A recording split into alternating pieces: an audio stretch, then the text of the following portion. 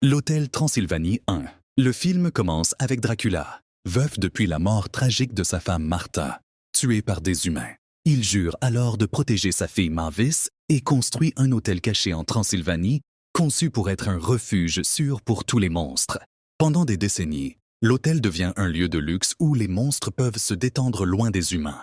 L'histoire principale commence avec le 118e anniversaire de Mavis. Tous les monstres sont invités à l'hôtel pour célébrer l'événement.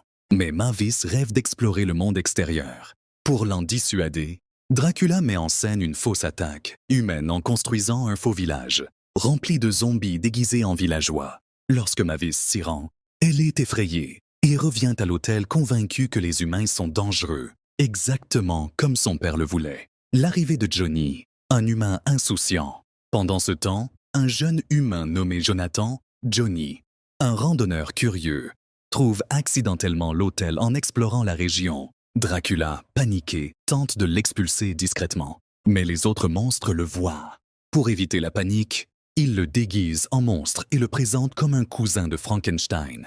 Johnny, amusé, commence à s'intégrer dans l'hôtel et devient très populaire parmi les monstres, grâce à sa personnalité énergique et ses idées modernes.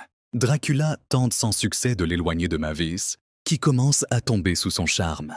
Mavis et Johnny passent du temps ensemble, et Johnny lui montre une nouvelle perspective du monde. Mavis ressent un zing, une connexion instantanée et unique chez les monstres, confirmant qu'elle est amoureuse. Dracula, de plus en plus frustré, essaie à plusieurs reprises de chasser Johnny, mais il est toujours rattrapé par l'enthousiasme des autres monstres.